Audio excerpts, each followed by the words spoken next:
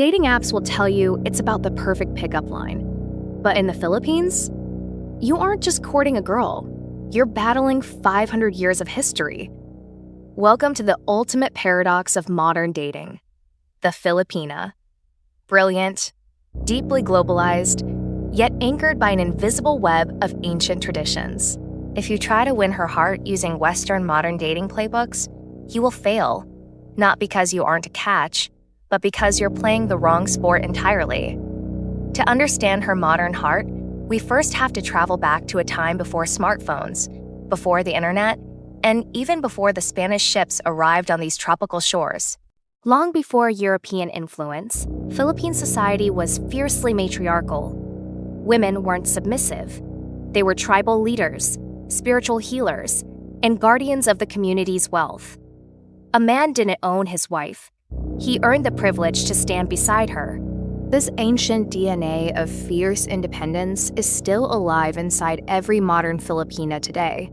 So, rule number 1, never mistake her kindness for weakness. Then came 1521. Spain arrived, bringing 3 centuries of strict conservative values. The fierce tribal matriarch was forced into the mold of Maria Clara, the idealized, modest, intensely guarded woman.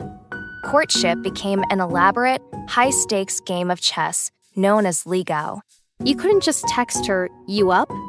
You had to prove your worth through excruciating patience.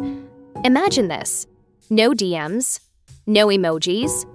If you liked a woman, you had to stand beneath her window with your friends and sing your heart out in front of her entire neighborhood. This was Harana. If she opened the window, you had a chance. If she kept the shutters closed, you walked home in the rain.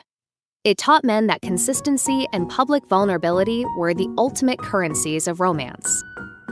Fast forward to today. The balconies are gone, replaced by high-rises, and Harana has migrated to Spotify playlists. But the psychological blueprint? It hasn't changed a bit. The modern Filipina still expects a level of intentionality that leaves most Western men completely bewildered. If you think a casual swipe right means you've made it, think again. Because when you date a Filipina, you aren't just dating her. You are entering an unspoken interview process with her entire family. And the CEO of that company is her Lola, her grandmother.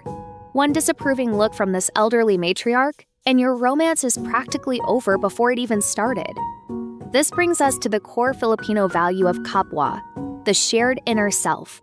It is a deep cultural belief that we are all interconnected. In the West, individualism rules.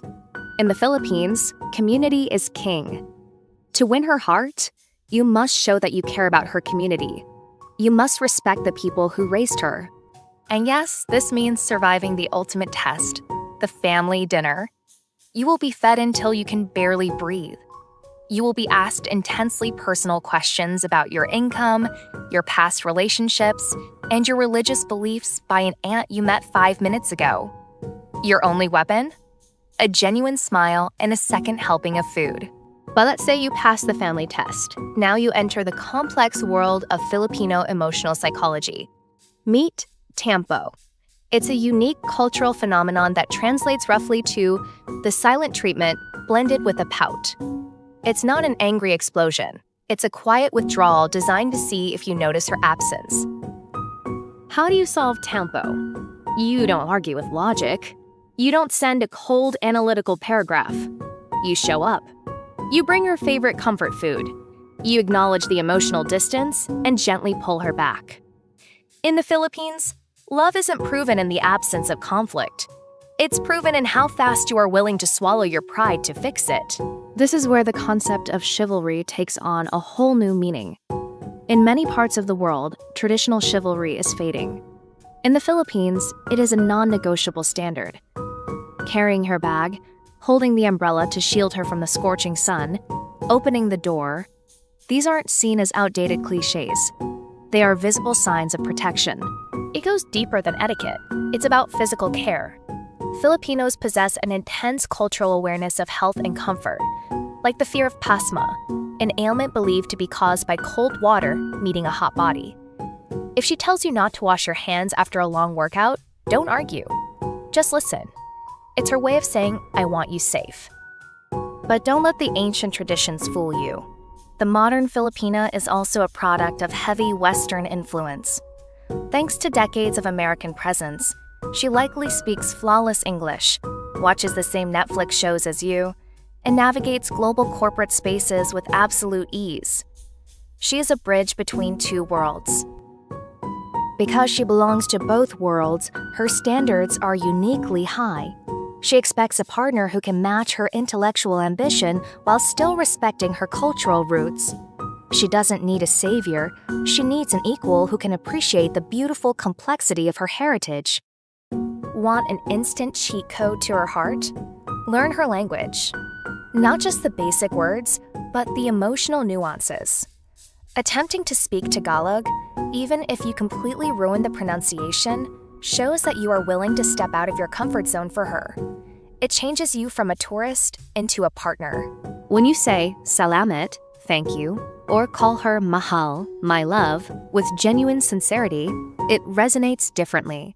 It signals to her subconscious that you aren't just infatuated with her appearance, you are actively respecting the culture that shaped her identity. Now, we must address a deeper, more complex cultural pillar, Utang na Loob, or the debt of gratitude. This is an unwritten emotional contract that every Filipino carries toward their parents and family. If her family is in need, she will sacrifice her own comfort to help them. It is non-negotiable. Western mindsets often view this as a boundary issue, but to a true Filipina, it is the highest form of loyalty and morality. If you resent her for helping her family, or if you try to pull her away from her familial duties, you will slowly destroy the relationship. To love her means to accept her responsibilities as part of the package. On a lighter note, if you cannot handle a karaoke machine, you might want to rethink this entire journey.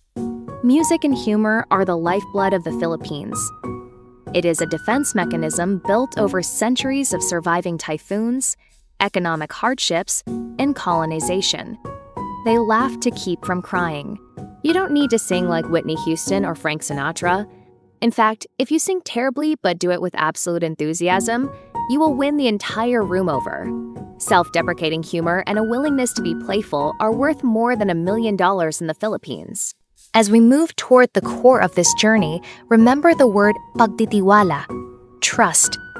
Because of the historical layers of protection, a true Filipina does not give her trust easily. She will test your consistency. She wants to see if the man who buys her flowers in week 1 is the same man who stays when things get difficult in month 6. The truth is, winning her heart isn't an achievement unlocked by an expensive vacation or flashy gift. It is a daily, conscious choice to show up. It is about understanding that beneath the modern, globalized exterior lies a soul that values old-school devotion above all else. Even the most metropolitan Filipina living in a megacity like Manila usually has deep roots in the province. Those provinces are places where life slows down, where faith is deep, and where the values of ancient communities remain untouched by modern cynicism.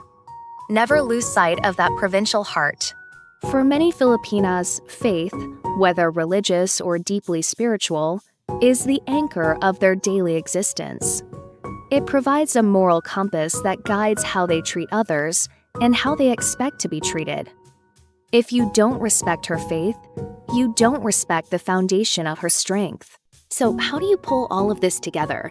How do you stand out among a sea of suitors? By doing what most modern men refuse to do. Slow down. Stop rushing the process. Let the courtship breathe. Enjoy the slow burn of earning something that lasts a lifetime. In trying to win her heart, you might notice a strange transformation happening within yourself.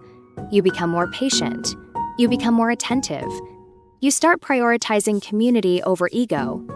In learning to love her, you learn how to be a better version of yourself. Because a true Filipina doesn't just love you for who you are today, she invests in who you can become. Her loyalty is a fierce, protective shield that will stand by you through every storm life throws your way.